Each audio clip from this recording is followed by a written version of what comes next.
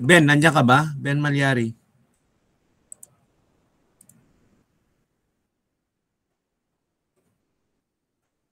Saan ba to? Nadidinig ba? Ben, ilan tayo sa klase, Ben, Michael?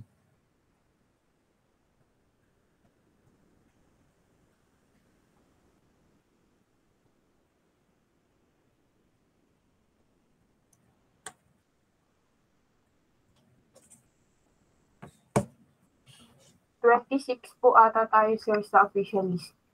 Ilan? 26 po. 26. O ngayon ay ano pa lang? Ilan pa lang? 11? 11. Yes po, sir. Hintay-hintay pa tayo, ha? Kayo nagsabi na alas 7 start na eh. Paano tayo mag-i-start? Wala pa palang ano. Hindi tayo pwede mag-start ng walang kalahati, no? By quorum, it should be more than 50% and ideally dapat kumpleto, no? Para maaga din tayo matapos.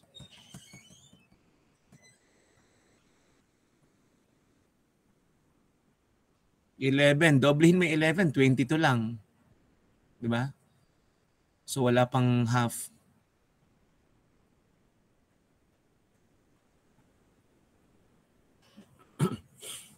Tawagin nyo nga yung ibang mga kaklase na para maka-start na tayo.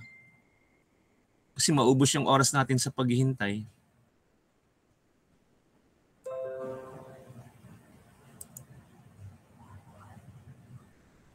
Nakapag-start na ba tayo ng yung sa lab, yung sa lecture 1? Sa lab, hindi pa? Vera? Ano po ba yung lesson 1 po? Nakapag-start na tayo? Ang lesson po lang po na nag-discuss mo sa about po. Lakasan mo nga, mahina yung boses mo. Lapit ka sa mic nga. Hindi kita masyadong... Nag-discuss ko lang po natin yung, yung sa start po ng pag-differentiate ng material science sa material. Is a lecture yon, lecture. Oh. So ngayon pa lang tayo magla-lab, no? Kasi may mga slides din sa lab eh. So sige, mag-start tayo. Dun tungkol sa laboratory. Salamat.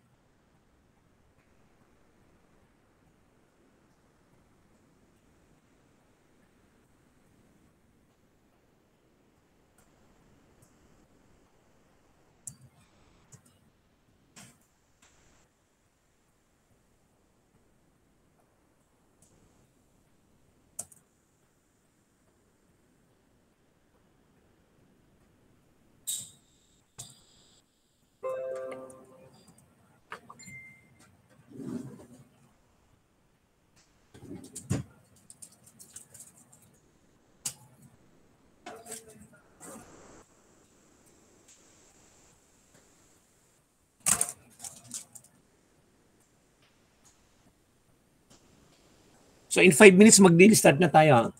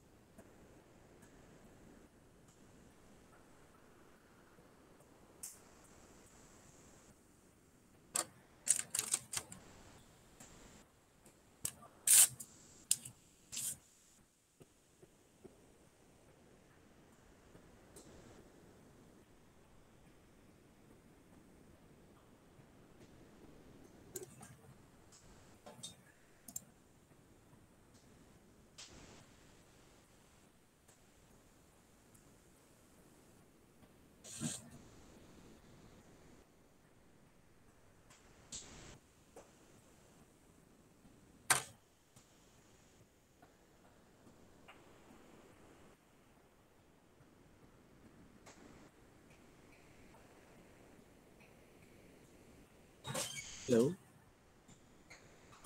Hello? Hello?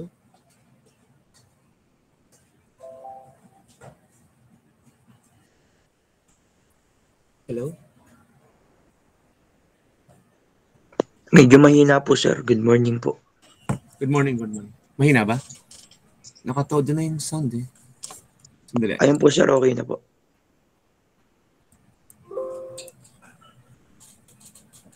Sandali, may sagutin lang ako ng phone, ha? Good morning, hello?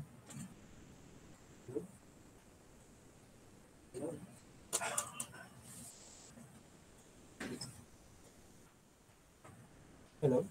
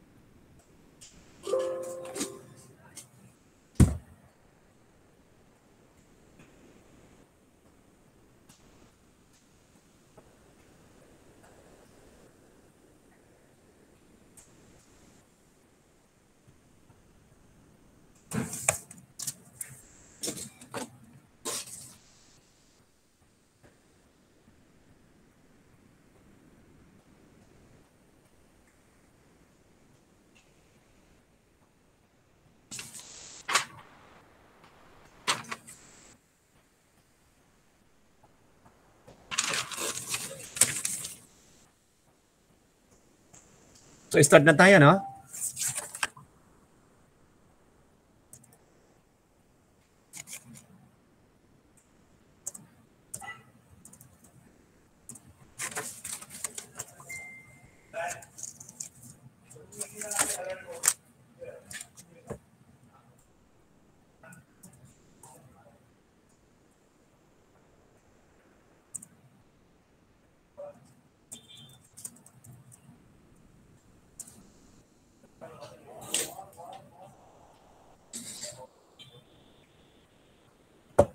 So good morning class, good morning.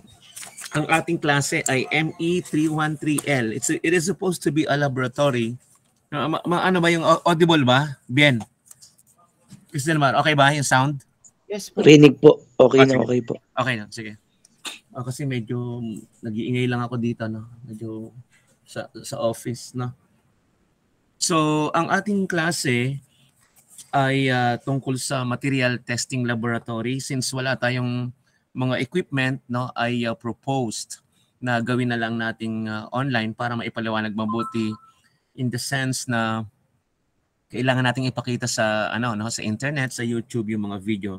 Ngayon, sa umagang ito o this period, ano ba ang ating pag-uusapan? According to our syllabus, ito yun, no? Material testing, we are given 2, 3, 4. Ibig sabihin, 2, 3, 4, 3 weeks. No? 3 linggo, pag-uusapan natin yung mga sumusunod. Tension test, compression test, coefficient of thermal expansion, beam deflection, tsaka shear and torsion. So napakadaming topic. No? Anyway, 3 linggo naman natin pag-uusapan. So ngayong umagang ito, nais nating matalakay o ma-discuss, ma-cover yung tension tsaka compression, no? Given the available time, so that for the succeeding weeks, yung ibang topics naman, no? So without further ado or without further delay, let's jump into the topic, no? Material testing. As you can see dito sa slide na binigay ng ating department, na standard na slide na galing sa ating department, meron tayong tension test, which is highlighted or naka-bold letters. Ang question, ano ba tong tension test? Ano ba tong tension muna? What do you understand by the word tension? Batak. Pabatak, no? Pahila. So ibig sabihin may dalawang puwersa sa material, i-apply mo magkabilang dulo, no, magkabilang dulo, both ends, and it's literally it's the forces are applied, and they are kind of, yung direction is getting away from the center, no? So hinihila mo magkabilang dulo, no? So ibig sabihin papalayo sa sentro ng isang material or sample. Okay? So hila, pabatak, no? So doon mo malalaman kung gaano ka appropriate yung material, kung gaano katibay ang isang material doon sa particular na load, di ba? Sa tension, no? Ibig sabihin pag hinila mo yung lubid or yung papel or yung metal, no? Ganon ang kanyang data. Ibig sabihin bibigay siya o magpe-fail siya sa ganong stress, no? Kaya tensile stress, yun yung load, and then yung tension, no? Yun yung ating inaaral na property. Okay? So ano matututuhan natin dito? Matututuhan natin dito kung yung mga material, no, na tinetest para sa tension, ano yung mga makina na tinetest under tension, saan ba tinetest? Saan ba? Sa Pilipinas, tanungin kita, saan ba tinetest yung tension na yan? Alam mo ba? Yung metal tension, saan tinetest? Ha? Ortega. UTM po, sir. Ano? Universal testing machine po yung ginagamit natin para Yung ginagamit. Tama. Pero ibig sabihin, saan ka pupunta? sa MIRDC po. MIRDC, no? Metals Industry Research Development Center, dahil yun ay sentro ng pananaliksik sa metal. Kung ikaw ay magte-test ng metal, kung papel, o di doon ka sa ehensya ng papel, saan yun? Kasi yung paper is considered as fiber, no? So FIDA, Fiber Industry Development Authority. Meron ding sa rubber, no? Baka doon sa ITDI, na Industrial Technology Development Institute. So maraming kang basta government institution. Bakit government? Kasi sila yung nagko-control, no? Pwede rin naman sa private, just for secondary opinion and pang-check, no? Pero kung gusto mo ng legitimate, dapat doon ka sa ahensya ng gobyerno. Bakit? Dahil yung mga ahensya ng gobyerno, no, yun yung mga offices na tinalaga, no? They are appointed, no? Sila ang inatasan para sa ganong task, no? And then there is so-called traceability. as early as this, I would like to discuss yung traceability. I mean, traceability na pinag-sabi natin dito.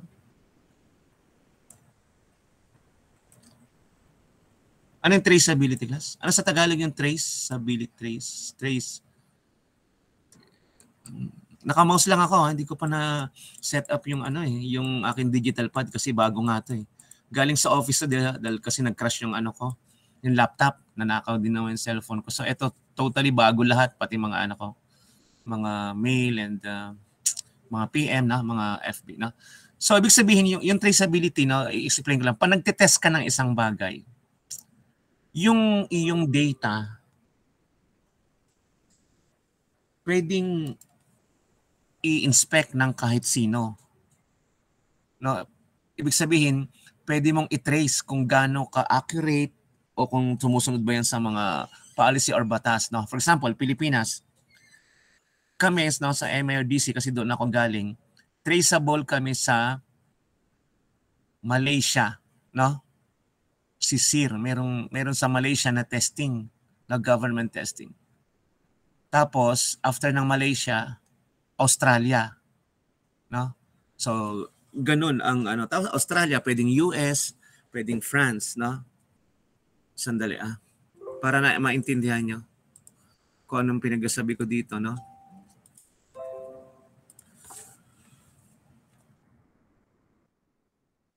Traceability, no? It's just an ordinary English word, no?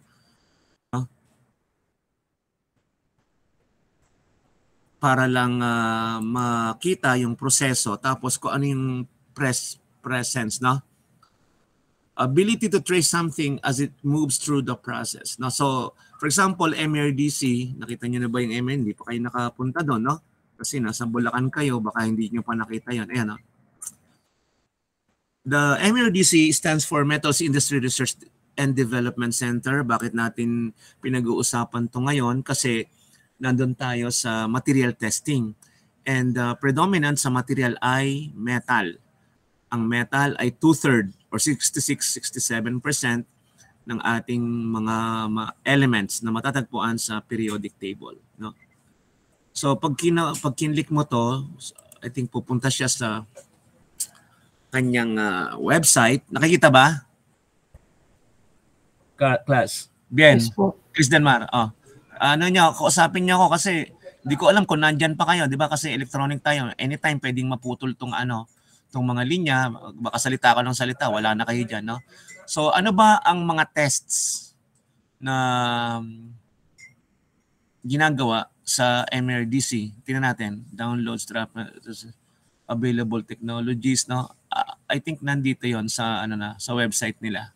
Website namin dati kasi dati akong taga rito. Ayan, no? Ayan. So meron kami doon mga testing, na tingnan nyo. Meron kaming calibration. No, ayan, mga kasamahan ko yan dati. Chemical, no? Chemical testing. Corrosion, di ba? Kung gaano siya katibay sa kalawang. Ang tawag doon ay salt spray, no? Tsaka yung mga coating test, no? Bago siya ma-corrode, no? Kasi may mga coating yan, di ba? Like yung pintura, mga galvanized, di ba? So meron yan. So, nakita niyo ba 'to, salt spray test? Maliit kasi, no? Nalalakihan natin. Meron tayong topic na corrosion, di ba? Ayan, no? So kung makapunta sana tayo rito, no? Paalam tayo sa school or sa dean or sa presidente, no? Makikita niyo kung paano tinetest yung corrosion, no? Gagamitan niya ng salt spray test. Bobombahan or papaulanan ng ng tubig na may alat. Makikita kung hanggang kailan So tingnan natin dito, no? Chemical testing, mechanical. Ito nakikita mechanical 'yan. Ano ba 'to? Certificate, no? Ibig sabihin accredited, no? Pero we're after doon sa mga test na kino-conduct ng MARDC, no? So let's go directly to the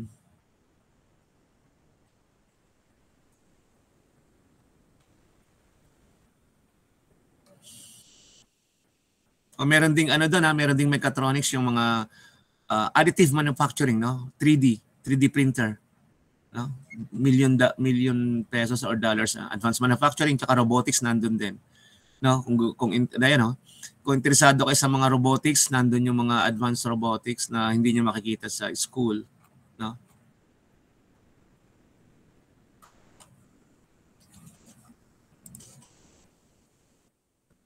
Hanapin na lang natin, ha?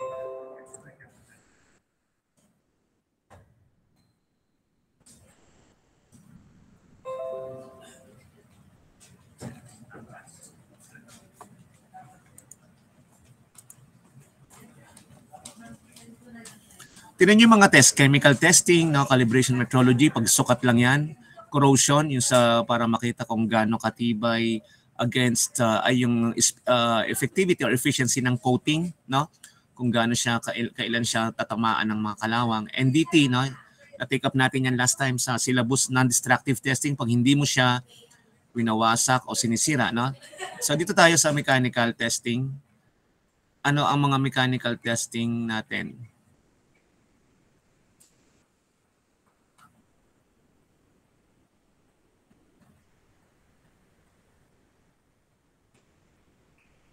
Saan na ba yun? Ito, mechanical yung mga, ito, no? Ito to, yan. Kita ba to?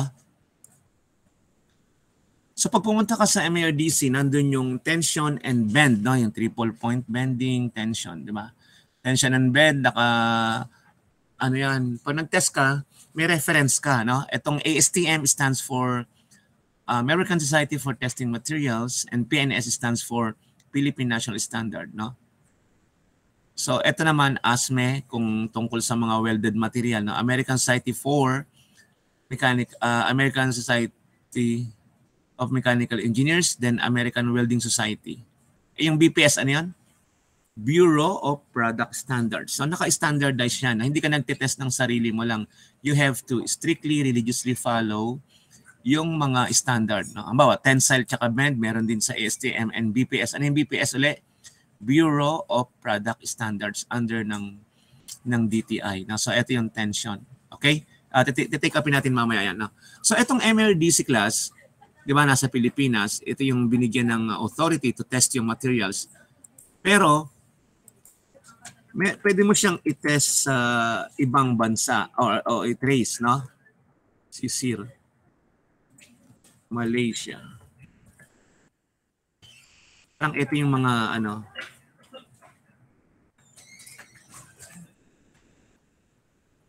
Tama ba tong CSIR ko? Dali Metal and material testing. Kasi baka mali yung spelling ko eh.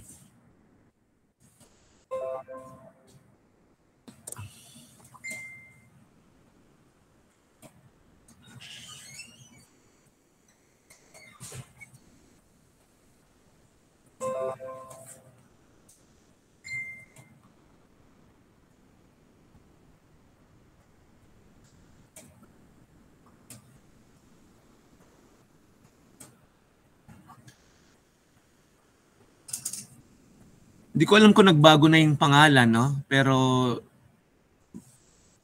ay, Philippines naman to. No? Basta, after ng Philippines, Malaysia, tapos sa Australia. Tingnan natin.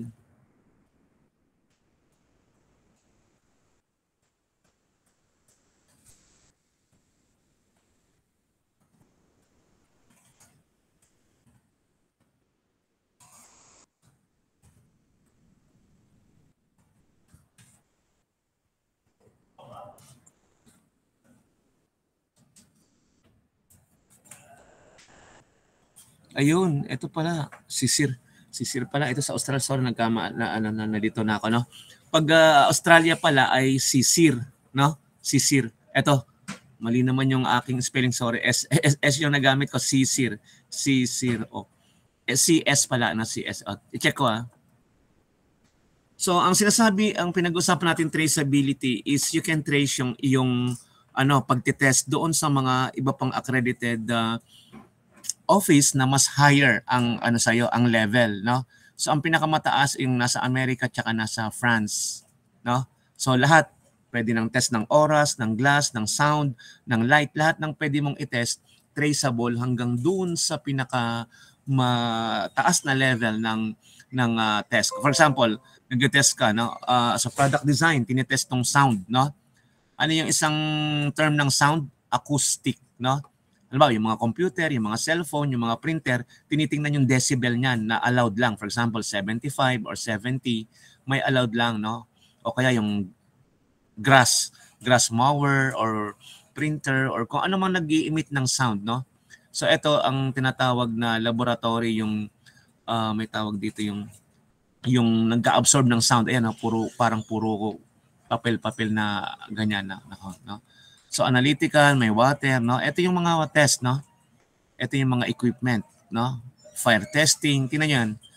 Tapos magpapa-certify ka sa mga minerals din, no? Kung gaano yan, million tsaka billion na peso yan. So hindi yan afford ng bulso para lang magpalab sa mga third year. Naintindihan ba? So ito yung mga test na ng mga facilities, no? Napakamamahal niya, no? So gobyerno ang nakaka-afford at yung mga private, no? Kung sa private ang nagte-test ay SGS, no? SGS or TUV. Oh, ito sa Australia, no? Tapos ang traceable na niyan ay France and US, no? So National Institute of sa US na yung meron silang agency doon na pang-test ng lahat ng bagay, ganun din sa France, no? Kung sa private, total na sa online na tayo, no, yung SGS based naman sa Switzerland, no?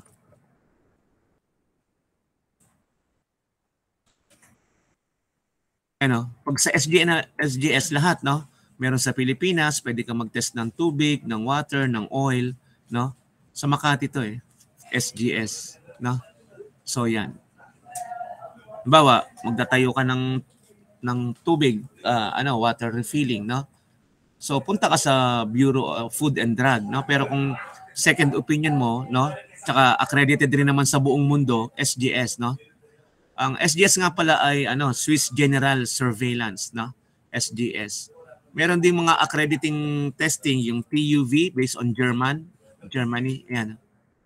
So buong mundo yan, no? Para ma-certify ka, dapat makapagpasa ka sa mga standard nila, no? Papatest mo. Sila rin yung nag-aano ng ISO na mga management system, no? ISO accredited, ganoon, ISO certified, no? TUV SUD tsaka TUV Runline, no?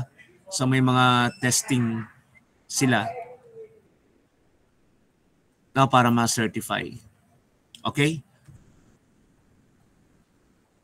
So balik tayo dito sa sa ating slide, no? Sinasabi ko lang na yung mga testing pwede mong i-inspect, i-contest, i-verify, no, sa traceable na path, no, from Philippines to Malaysia to Australia, then to France and to US, no?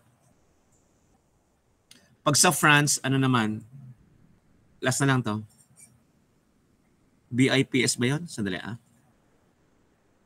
Standard, National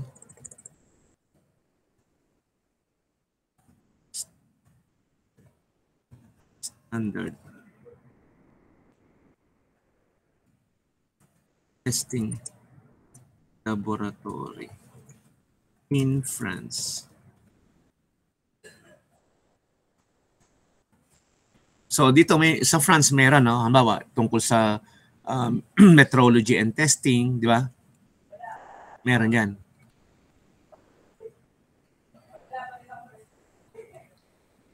And so on, no? So maraming mga testing laboratory. Basta pupunta natin is yung government na ito, laboratory, ano ba sa French to? Laboratory National, no? So yun lang. So anyway, balikan na natin tong ating no?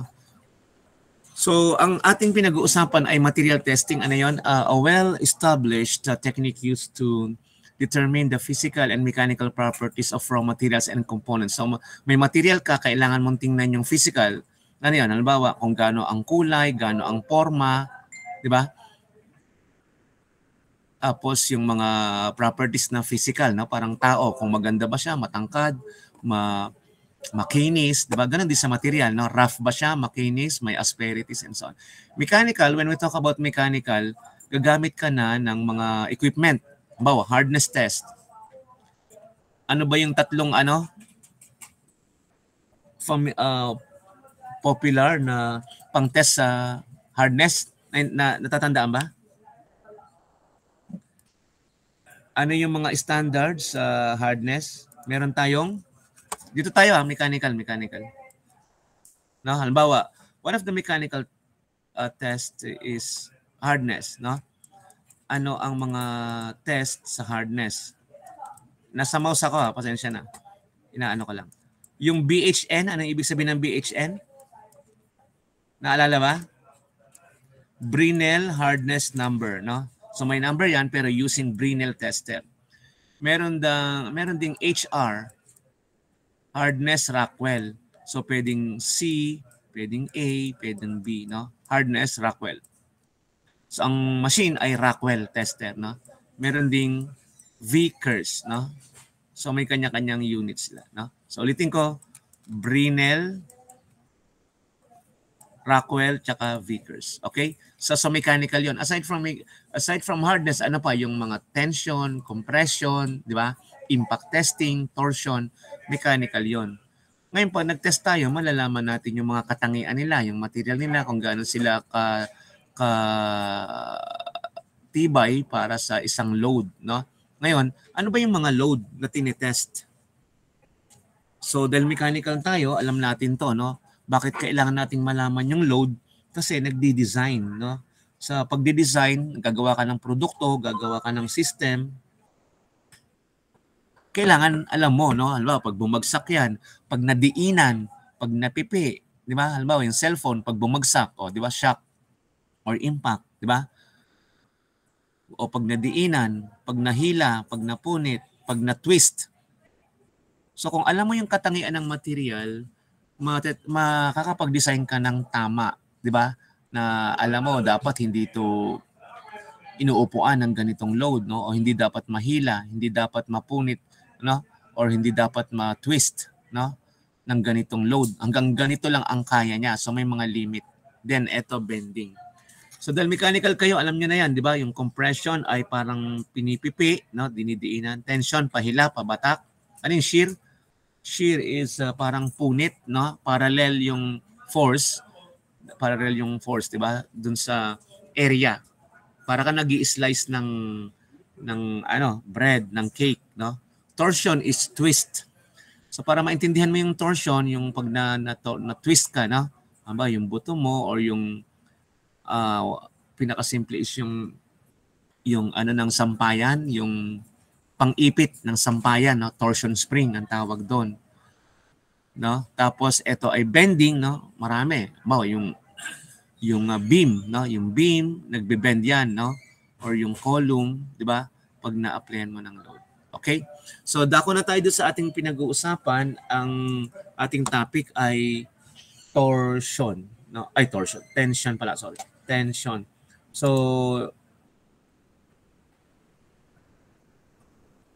ang tension, no, the state of being stretched na papahila, no, and the force created by pulling something tight. Ano ang pwedeng mangyari kung hinihila mo ang isang bagay? Halimbawa, ito, itong i-picture natin sa left, ano yung pwedeng mangyari pag hinihila ang isang bagay? Nade-deform. Sige, isa lang. Nade-deform, ano pa? Necking po, yung pag-release po ng pag-liit po ng cross-sectional area. Pagliit ng cross-sectional area dito sa may bandang gitna. Pero halimbawa, kung dalawa silang parehong equal lang forces, anong mangyari? Yun nga po, sir, liliit po yung cross-sectional area hanggang lumiit po siya to the point na mapuputol na po. Lilit na kasi equal sila ng forces, no? There will be a time na parang hindi mo na sila, kasi hindi sila gagalaw dahil parehong equal, no? Pero later on, pag hila ka ng hila, no? Kasi from the center, humihila ka sa kanan, taka sa kaliwa, or sa taas tsaka baba, nung magkakaroon ng necking, no? Ganito, no?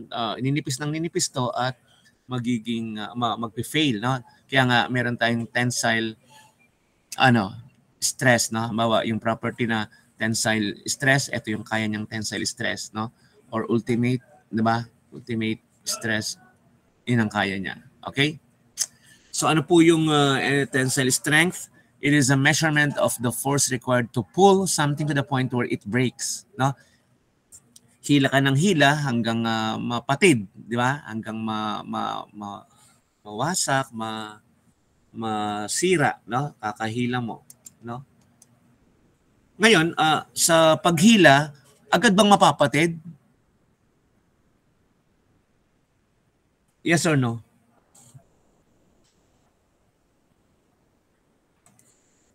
Pag hinila ko ba yung goma, agad mapapatid? Or yung bakal sa magkabilang dulo, mapapatid ba agad? Masisira ba? Magkakanan. Depende po sa elasticity na. Yun, meron siyang dadaanan. Meron siyang dadaanan ng mga process or yung tinatawag na region, no? Meron siyang dadaanan. Pag hinila mo pala yung isang bagay, meron siyang sa una, pag nahila siya, pwede mo siyang ibalik sa dati niyang property. Imaginin mo yung goma, pag hinirang mo yung goma, di ba? Pag dahan-dahang hila lang, bitawan mo, babalik. Pero pag tinodo mo yung hila, na siya, di ba? Na banat na masyado, hindi na siya babalik sa dati. So, sa wika, sa language ng engineering, merong ibig sabihin yun, no? Yung kinikwento ko sa inyo is more of observation lang. Pero dun sa lingwahe, lingwahe ng engineering, no? May ibig sabihin yun. Ano ibig sabihin yun? Saan mo makikita na graph yun? Class? Sa stress strain diagram po. Very good, no? Stress, siyempre, wala tayong stress na, di ba? Wala naman dyan sa slide yung stress strain. Kaya gusto ko mag-online tayo para mapakita ko agad, right away, no? Stress strain diagram. Ngayon, ang tanong, naintindihan mo ba to? Naintindihan ba itong stress strain diagram? Di ba? Kasi material testing tayo pag hindi mo to alam, ibig sabihin, sayang yung mo, di ba? Yung pagka-engineer mo. Di ba? Material testing, hindi mo alam. Ito ba, nakikita ba to, class? Yes po. Hello, nakikita na ba yun?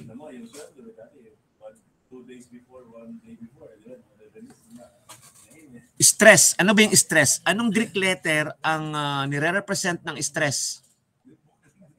Anong Greek letter to? Para omega. Hindi alam yung letter ng Greek. Anong letter yan?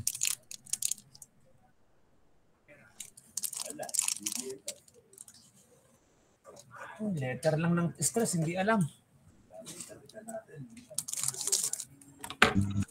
Tingnan niyo yung computer niyo kung anong letter ng Greek yan. Alamang maghintay tayo ng isang oras. Sigma po. Sigma. Ang tanong, malaki ba yan o maliit? Is that a capital letter or is that lowercase or uppercase? Lowercase po. Lowercase. Kasi ang sigma na uppercase ay summation.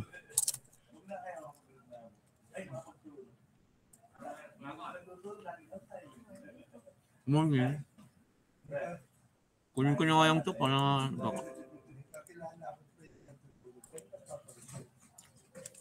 ilagay ko na ito dito para at least related siya sa pinag-uusapan natin, no? Pwede naman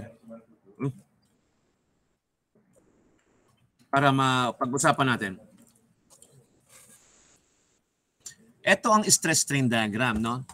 This letter is a small or lowercase ng sigma. No, yung mga mahilig sa fraternity diyan, di ba? sigma rho, sigma kappa, di ba yan? So the Greek letter sigma, ang small ay ganyan, no? Ang capital ay ganito, summation. Kaya sa engineering, maging familiar kayo sa mga ginagamit na letter or variable that represents the parameters, no? Ang sigma, hindi lang yan stress, no? Ginagamit rin yan sa statistics, no? Sa statistic, ang tawag diyan ay standard deviation, no? Kaya nga 3 sigma, 6 sigma. Pero tayo ay nasa material, kaya ang tawag diyan ay stress. Oh. Eto, anong tawag mo dito sa Greek letter na to? Parang letter E. Ano yan? Epsilon po. Epsilon. Anong ibig sabihin ng epsilon sa materials? Strain po. Strain. Ayan, oh, babasahin na lang eh. Strain. So, etong graph na to, stress tsaka strain. No? Ibig sabihin, inaalam mo yung relasyon ng dalawa. Kung ang relasyon ay ganito, hanggang dito, anong masabi mo dyan? Dito. Proportional. Proportional, no? Kaya ang tawag diyan ay proportional limit. Ano ibig sabihin nun? Pag hinatak mo yung material, habang naghahatak yung X, naghahatak yung Y. Di ba parang ganun ang ibig nating sabihin. Ibig sabihin, habang tumataas yung stress, tumataas yung strain. Strain. Ano ba yung strain? Ano yung strain? Ratio po ng original length sa ano po, sa deformation po ng Sa deformation or sa elongation. Very good. Ano naman yung stress? pressure. Ano isang pangalan ng stress? Pressure, which is force over area. Naintindihan ba? So, pwede mong i-graph yan para makita mo ano ba nangyayari sa stress, no? As compared to the strain. Siyempre, yung strain, yun na yung parang resulta. Stress is yung pressure, di ba, na ina-apply mo. Strain is elongation over the length, no? Kung ano yung nahatak tapos sa original. So, tingnan mo dito, anong sinasabi natin dyan? Pag straight, anong tawag dyan? Alin po, sir? Anong masasabi mo dyan sa line? How do you interpret that line? Yung sa ano po ba? Yung proportional pa. Proportional, no? Ibig sabihin, kung ano nangyayari dun sa kabila, nangyayari sa kabila at a proportional, no? Pwede mo siyang kuhanan ng constant na ratio, no? So, diyan sa period na yan, pag hinatak mo yung material, babalik pa, no? Yung goma, babalik yan, yung metal. Pero, pag pumunta na rito, ayan, no? Nag-yield. Ibig sabihin na nababatak na siya masyado, no? Yield. Kaya nga ito yung portion ng yield. Yield strength. Di ba? So, pag nag-start na yung dyan, hindi na yan babalik. No? Kasi yan, nag-yield na, batak na. Di ba? Nag-yield, di ba? Parang bumigay na, di ba? Yield, no?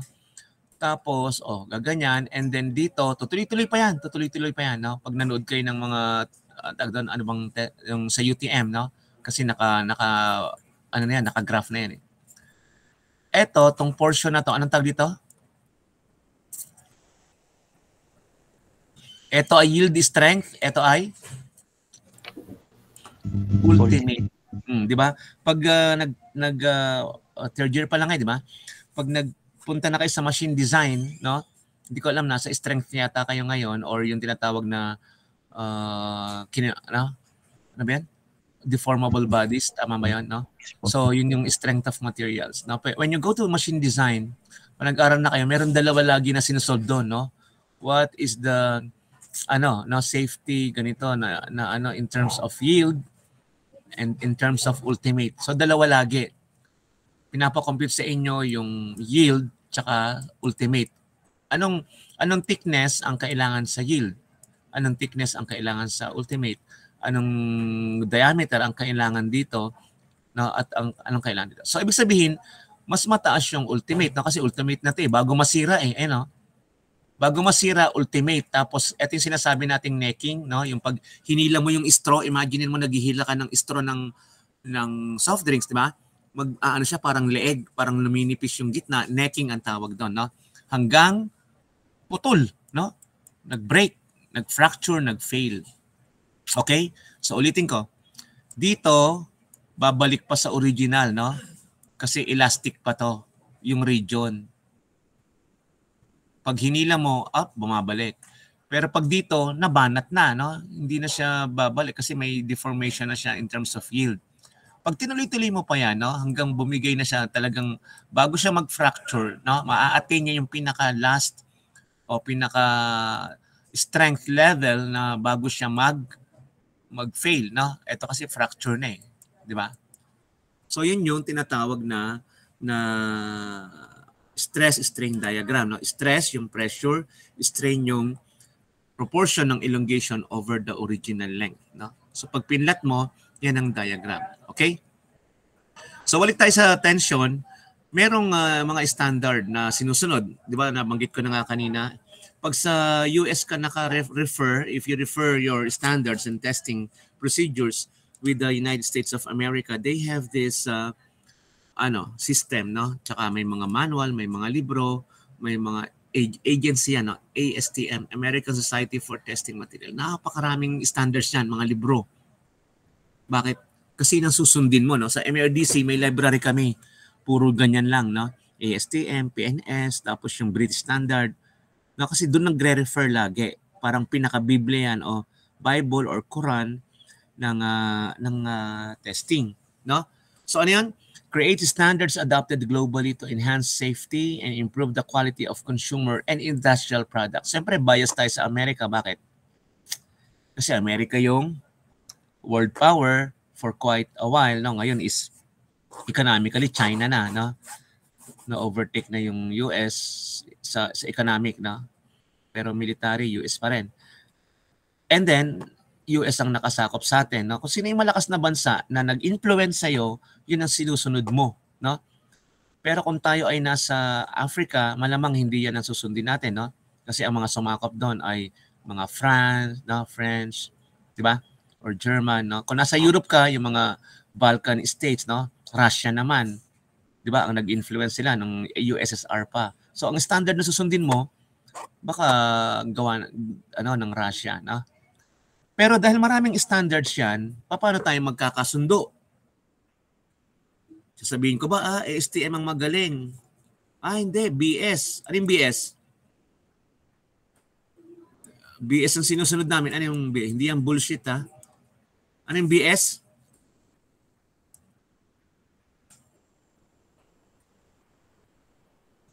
Malimutan na. British standard, no?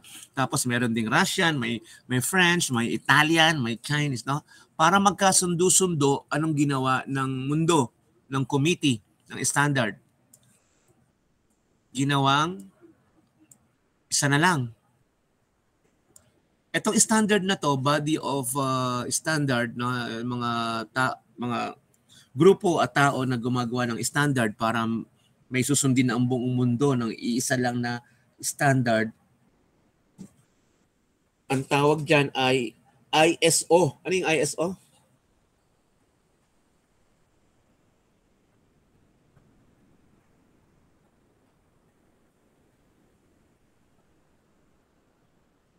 International Standardization for Organization, or sa French, no? Sa English, International Organization for Standardization, no? Kasi laging ano yan pag sa ISO mga 4 o 5 wika. And normally sa French kinukuha yung mga acronym, no?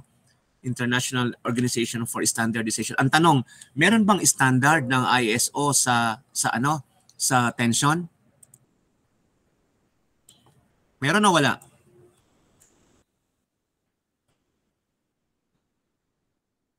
Alam mo yung ISO, naka-standard lahat yan.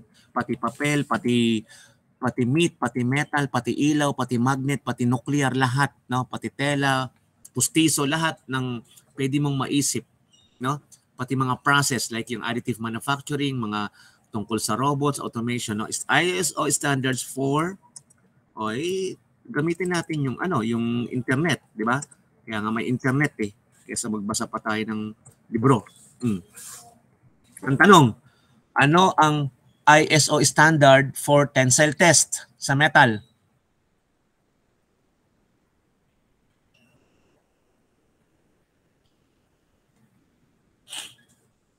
Ano daw? Anong number? ISO ano? Nakikita ba, class? Yes po, kita po. ISO ano, Chris Denmar? Ano po, Shake 892. Oh. So pag ISO 6892, alam lahat yan ng mga nagtitest no, sa MARDC, sa kung saan, alam nila yan na yan ay pang-test ng tensile. Standard. Anong standard? Procedure. No, dapat ito yung sample, ganito yung radius, ganito yung length, ganito yung width. Ang equivalent niyan sa ASTM ay ano? Ito, no? ASTM E8. American Society for Testing Materials, E8. No? So ito yung standard ng Amerika, ito yung standard na pinag-usapan ng buong mundo. Pero sa British naman, meron din. Di ba? Ayan o, ISO 6892 sa tensile testing. No? Pag binuksan mo yan, nandyan lahat ng procedure kung paano mag-test. No? Pero yan, mga nire-revise yan, nire-revise. Ibig sabihin, tuloy-tuloy yan. Ito na yung standard, binago natin, ganyan, di ba? No? So, merong, ano yan. No? Tingnan nyo, previously, 1, 2009. Ngayon, 1, 2016. Tapos, susunod naman, 2019, no? Ngayon, 2023 na tayo. Ibig sabihin, ito pa rin ang sinusunod, no? Pag meron na naman silang kailangan improve, baka 2021, 2022, no?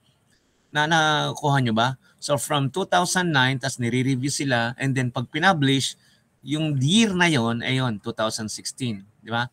So ito ay hindi libre. No? Anong gagawin mo rito? Bibili ka, di ba? Ito, sinong committee ang gumawa niyan? Ayan, no? ISO Technical Committee 164, Uni-Axial Testing, no? May mga code sila diyan.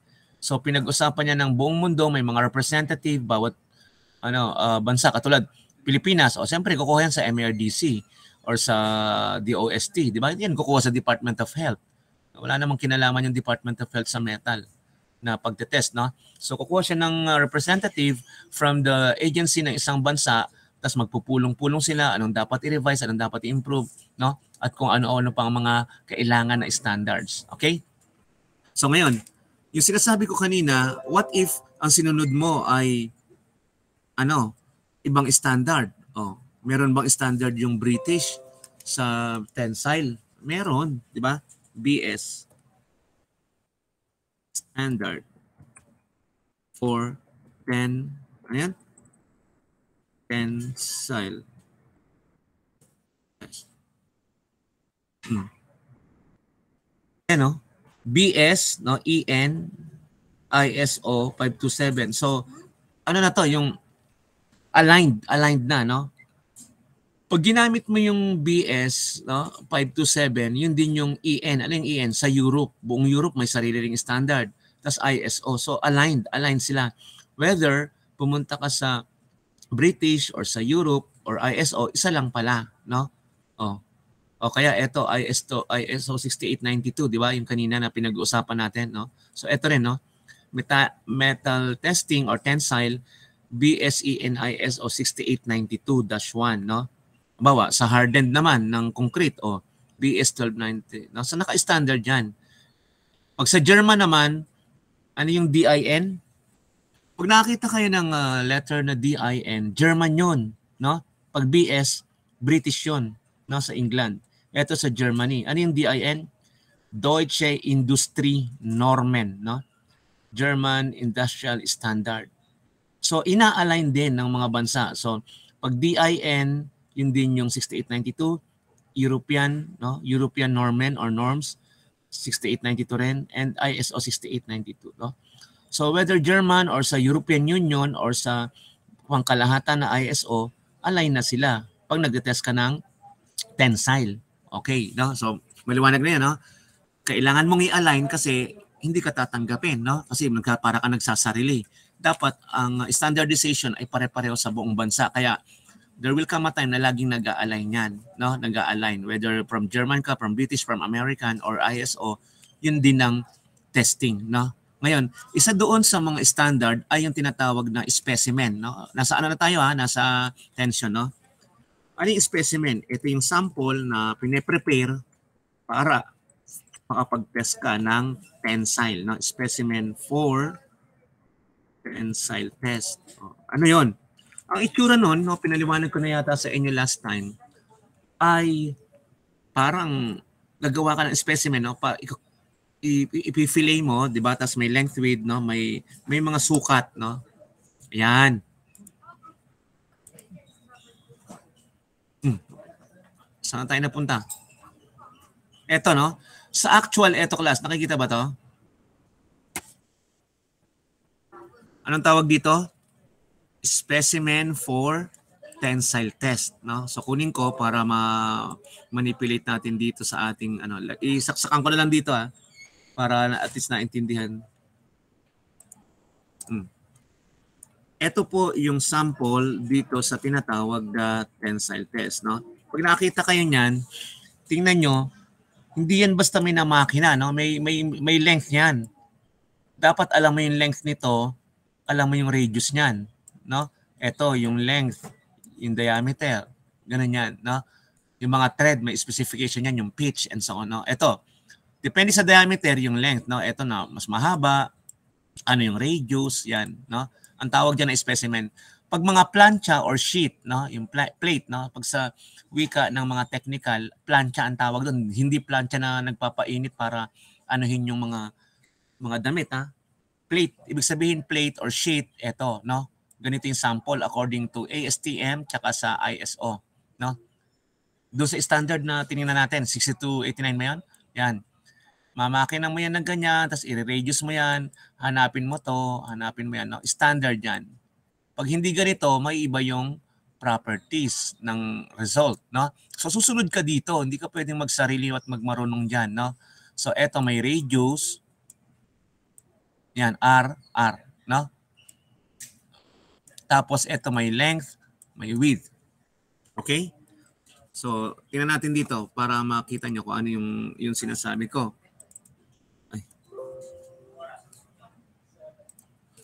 So tingnan niyo to, specimen. Ayan. Kita niyo ba yan na may sukat? Kita ba? Ayan. Nakikita ba yung sukat, class? Halimbawa, kung ikaw ay may itetest na shaft, anong shaft? Yung parang bilog, di ba? Yung bilog ehe sa Tagalog or kung saan manggaling na wika, yan, no? Ang tawag din ng mga technical or mga machinist ay ehe. Tingnan mo, may radius yan, ayun, R10. Tapos may tolerance, no? So, imagine mo ito ng 5.64, ganyan-ganyan, no? So, lahat yan nakasukat. Pag hindi mo sinunod yung sukat, hindi ka tatanggapin sa MIRDC. Kasi ang MIRDC ay tatanggap lang ng tamang specimen para tama din yung resulta, no? Naka-standard nga, no?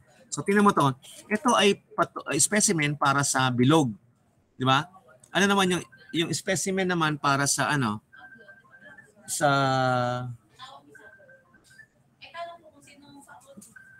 specimen para sa plate. O, tingnan nyo. Tensile specimen specs for stainless, no? Stainless steel plate. Plancha, halimbawa, plate. Oh. Diba? O, saan tayo? O, eto kasi bilog di ba? Hindi to plate. Bilog kasi to. Ibig sabihin may diameter. So, yung plate, ano yung plate? Eto. I think eto. No, ayan. This is a plate. Ayan, no? All dimensions. Ayan. So, meron kang susundin. Ayan, no? Yan yung tinatawag na mga specimen, no? Depende kung saan yung force, saan yung grain. Ayan, no? Nakita niyo ba 'to? Merong mga dimension. I think ito na lang kunin natin. I-capture ko lang. Dimensions of tensile and impact specimen, no? So halimbawa, kung magte-test ka ng impact, tapos magte-test ka ng tensile, susunod ka doon sa nire-require ng standard. Pag hindi ka sumunod, hindi yan itetest sa MIRDC, no? Kasi nga may pina-follow tayong standard, no? Okay? So katulad nito, for example, may mga depende sa plate kung gaano kakapal, halimbawa 3 mm or 5 mm, bibigyan ka ng sukat. Sir, i-machine mo muna to. Mag-prepare ka ng sample. Eto 10, 30, tas may radius ka na 6 mm. From the radius, 32 ang length, di ba? Yan. Tapos eto notch, gagawa ka ng notch. Yan sa impact. Eto sa tensile lang yan. Yung overall length 100 by 10. 100 by 10. Tapos 30 yung dito, 30, tapos ito ay 32 after the radius tsaka before the radius here, So anong point natin? Merong specimen. Okay? So binanggit ko lang kasi meron tayong sinusunod na standard, whether bilog ang material mo, like yung shaft, o yung mga shaft ng turbine, tinetest yan, or yung plate, di ba? Plate, yung sheet or plate flat, Okay. So dito na tayo sa prepare ng ating department, Ano ba yung tension testing? It is the simplest and most widely used mechanical test. Pinakasikat 'yan, Tensile, compression, tsaka bending. Yun ang pinaka-popular. A way of determining how something will react when it is pulled apart, 'di ba? Pinag-usapan na natin pag hinihila o binabatak, tension test 'yon. Ngayon, may suggested video mamaya na natin na yan, and you can have it yourself. Kasi ibibigay ko naman to, di ba? Para hindi maubos yung oras natin sa kakapanood ng video, although manunod tayo ng video maya-maya. Tingnan mo natin yung mga ibang parameters na kailangan, kasi naghahabol tayo ng oras dahil papasok pa kayo. Ano yung mga parameters sa testing? So kailangan, alam mo yung force, di ba? So force, normally galing yan sa hydraulic force na ginagamit doon sa tinatawag na UTM, Universal Testing Machine. So speed, yung speed ng paghihila, yung precision, then yung accuracy. Kaya nga may mga plus or minus yan na dimension, may mga tolerance na tinatawag. But may iba't ibang klase ng tension test class, Baka kala mo yung test is pahila lang. Hindi. Pahila din pero hindi lang sa bakal. Even yung mga tape, even yung mga glue, tinetest yun, Even yung peel, sticker, tinetest yan kung gaano ka tindi yung kanyang tension. Sticker, alam niyo yung sticker, di ba? O yung mga velcro, yung mga pandikit, Ang tawag doon ay peel, Adhesion testing, peel testing, tear resistance testing, and bond strength. Ano ba yung bond? Yung mga bond, yung mga ginagamit sa electronics, sa microprocessor, yung sa mga resin, epoxy, yung mga pandikit, tension testing ang ginagamit niya. So tingnan natin dito kasi may prepared naman yung ating department. So adhesion, ayan, meron kang dalawang material tapos sa gitna nandun yung adhesive material. Adhesive means parang madikit. Ano ba yung mga adhesive? Ay, sir, good morning. Tape, di ba? Sealant, yung pang ng bubong, sealant, laminates, electronics, cosmetics, medical device, packaging, and general. Yung mga tape, di ba? Yung mga glue. So may dalawa kang material, tapos hihilahin mo both sides yan. So adhesion ang tawag dyan. Peel, ano yung peel? Ang sa Tagalog yung peel ay Nandiyo po yung gamit ko, kailangan. Okay. Ko. Peel testing, ibig sabihin, di ba pag inaalis mo yung balat ng double adhesive tape, di ba? Or yung mga tape, di ba? Pahila yun eh. So, under yun ng peel testing, sabi dito, a peel test is performed between two substrate. Ibig sabihin, dalawang layer bonded together with an adhesive. So, hilahin mo yon tapos may pang test ka, Peel testing, ito na, ayan, So, pwedeng pahila na pataas, ito yung may configuration, may roller, o kaya may wheel, Tapos 180 degrees, merong T, kasi ito horizontal, and vertical. Ito, depende sa orientation, kung ikaw ay nakatingin ng ganito, ang horizontal mo ay ganito, Ito yung vertical, So, peel. Meron ding tension testing, sa tear resistance. It provides information on the amount of energy or force required to rip a material, kung paano mo punitin o sirain by tension. Tear resistance, ito. Yan. So, hilahin mo, pataas pababa. Pagkatapos, masisira. Mapupunit. Ayan. Ito yung bilog, di ba? Tapos, bawa yung tela, yung papel, ganyan. So, lahat ng yan ay naka-standard. Meron ding bond strength, no? This test involves measurement of the shear and flexural bond strength of a bonding agent. Halimbawa, yung mighty bond, di ba? Mighty bond or yung mga kung ano-ano pang, di ba? Vulcasil, no? So tinitingnan doon yung strength ng bond, no? May mga standards sa pagte-test, no? Ito, bond strength testing. Yung tensile, ito, no? Going up tsaka going down, no? Tapos may grip o yung tinatawag na crosshead kung sa UTM, no? So ito yung adhesive mo, may material ka diyan, oh. Kung gaano kadikit, oh, hihilahin pa taas, hihilahin pa baba. Okay? Ito yung mga standards sa ano, no, ang dami sa sa testing, no? Ang dami, no? ASTM B913, no? American Society for Testing Material, yung BS na take up na natin, British Standard. Saan to ginagamit? Crimp ng joints sa aircraft, ito naman sa mga wire, ito naman tensile testing, di ba? Nakita na natin yan pag ASTM D76, no? Kung textile. Iba-iba eh. May fiber, may metal, may elastomers, no? May pandikit, may plastics, may papel, no? Ayun, no? ASTM D828, papel naman, no? Yung mga papel tinetest din ng tensile sa FIDA, Fiber Industry Development Authority, no? Yung hardness ng papel, hinihila yung papel, na tensile 'yon, no? Or yung shear, no? Pag metal, ito, 'di ba? Sa ASTM E8, ISO is 60 kanina. 6289 ba 'yon, no? At pag American, ayan, E8, 'di ba? Tapos mga D34, 'di ba? D3479, no? Kung sa polymer matrix, pag vacuum testing mga ceramics naman, F, no? So kada material merong mga standards kung paano ite-test, whether ceramics, papel, plastic, rubber, 'di ba? Or elastomers, tape, bond, and so on. Okay? Ngayon, dito muna tayo para makita nyo, no? Kasi ano pa tayo ng oras, no? Ang tanong, paano ba nagte-test ng tension? Anong makina? 'Di ba? Alam niyo natin na makina ay UTM, no? Ito yung ano ko, ito yung YouTube ko na hindi ko na mapakialaman, 'di ba? Kasi nawala na lahat ng ano password, wala akong phone, no? So pero nandiyan pa rin, no?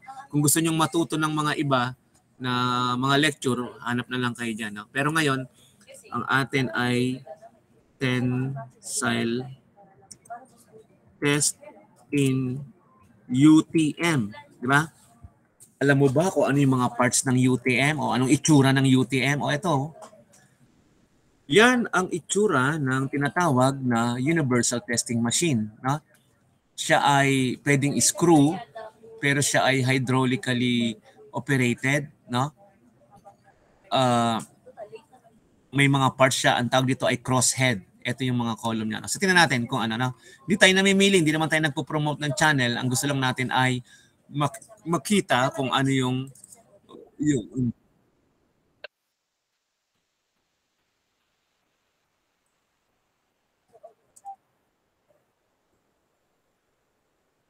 medyo hinina ako kasi may mga tao dito na eh.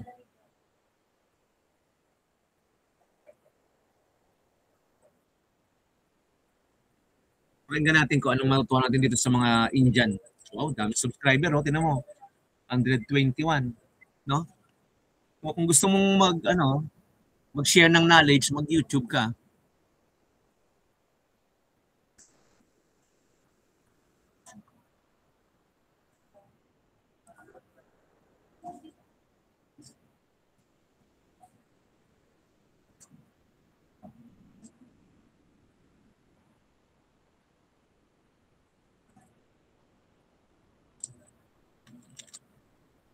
Ano yung mga parts ng UTM? O, papaliwanag ni Priyadarshi Mitra.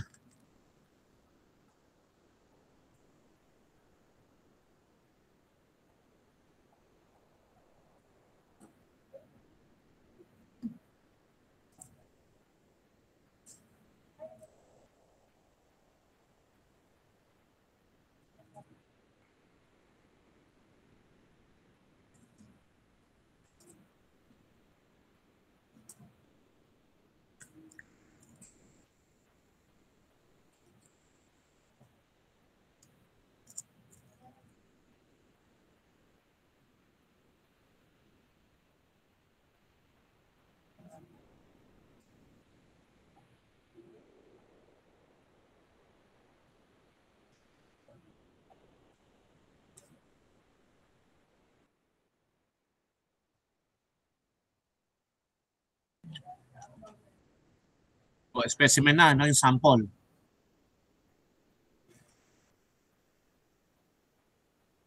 Pabilog yan, pabilog.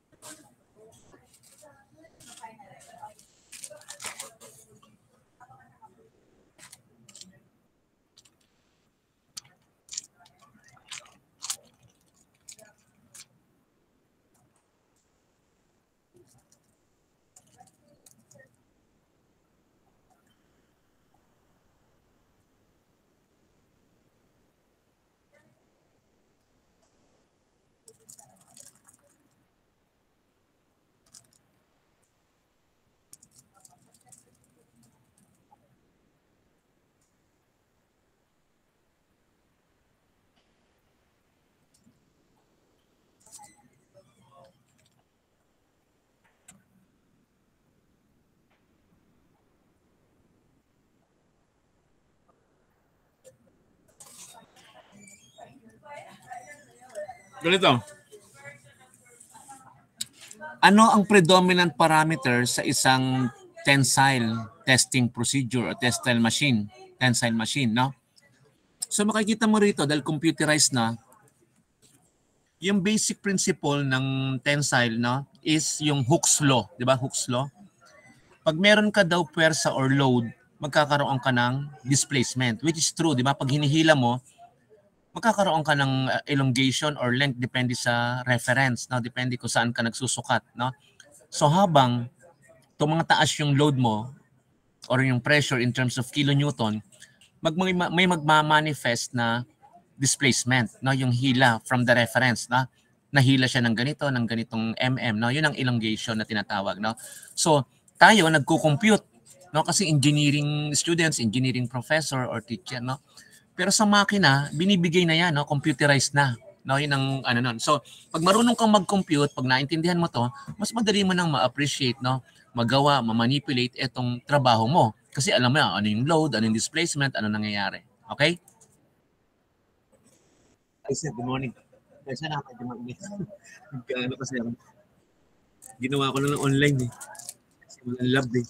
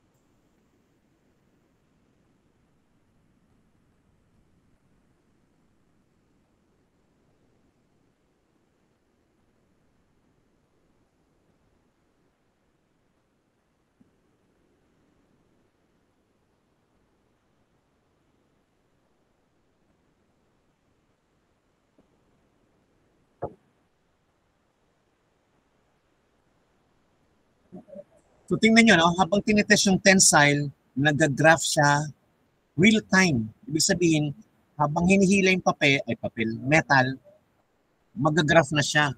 Saka bibigyan nyo na yung mga data, mga load,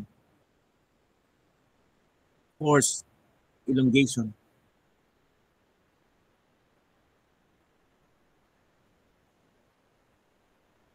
Tingnan nyo, no? Ito, kilonewton, yung bilis per minute. Tapos yung elongation, no? Per unit time.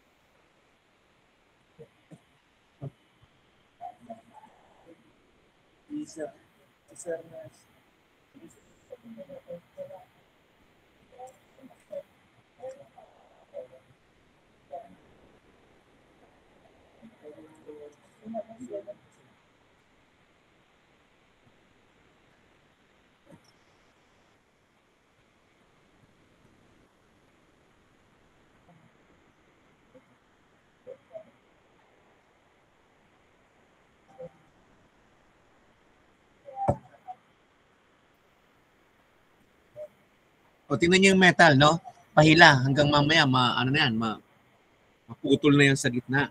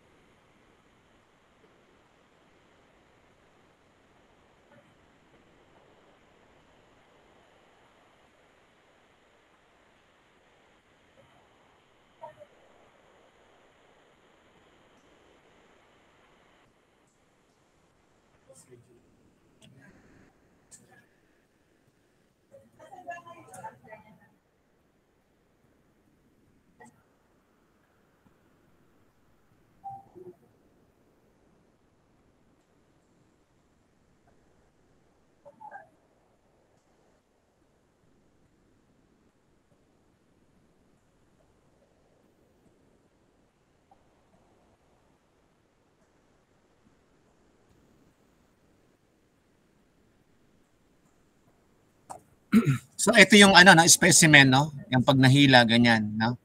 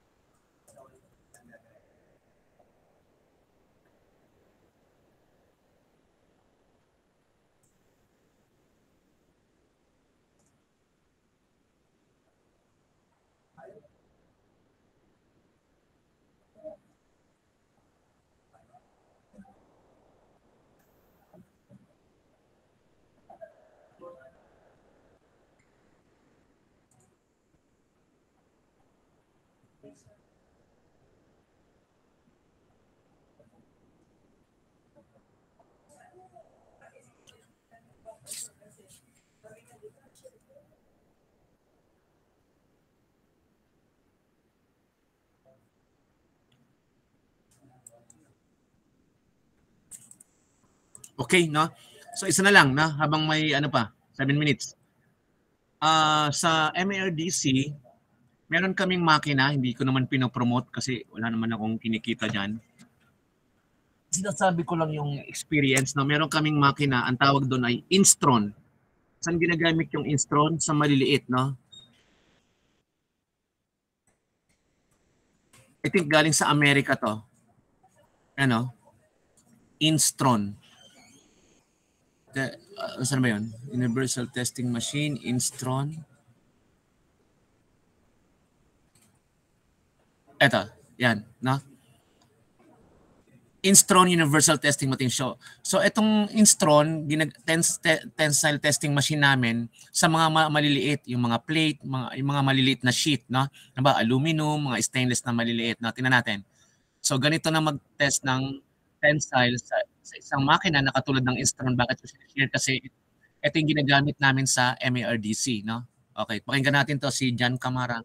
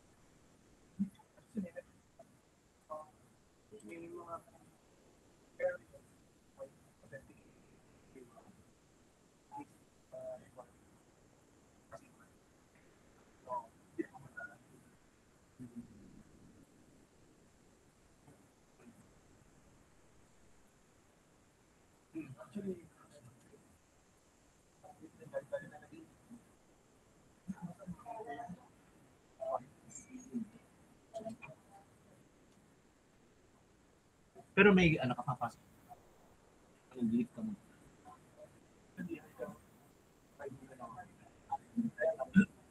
May ano ka ng intent for ano. Okay. Sige.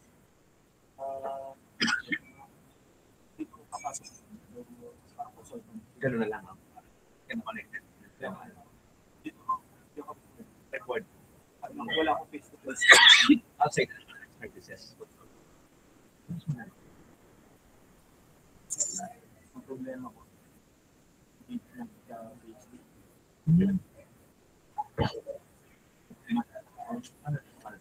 Ilan ba sa akin? Pagdating blended na yun. May time na ano na. Para kita lang yung blended. Oo, gabi naman. Ayan na doon makikita niyo. Pag-masters kasi ka na or Sabado dito.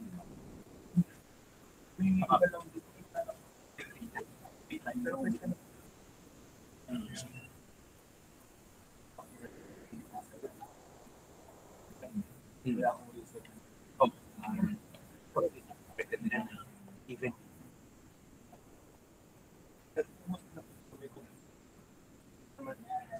pwede mo na makakuha.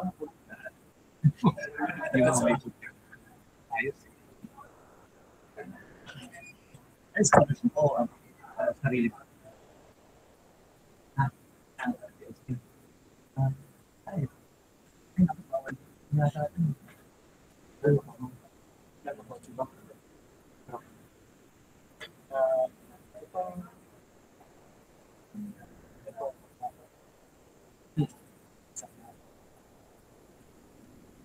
Sabat or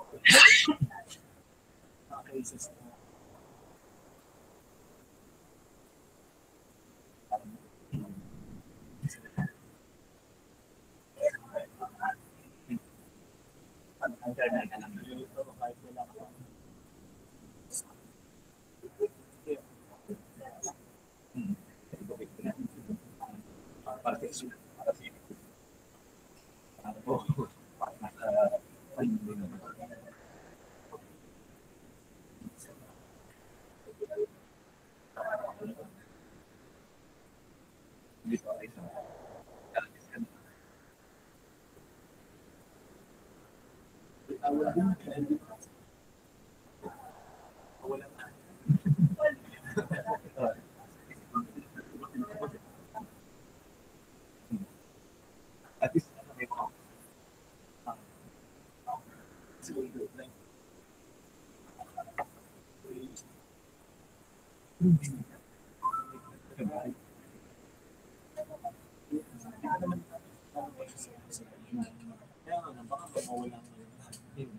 bali mag-i-start na yun doon. Okay. Sige, sir. Oh, ay class, okay na yun, no? So, kasi, time na rin, no? So, pinakita lang natin yung mga klase ng, tag doon, ng mga machine, no? Na ginagamit sa tensile. Okay? So, I think dun muna para, di ba, sabi natin,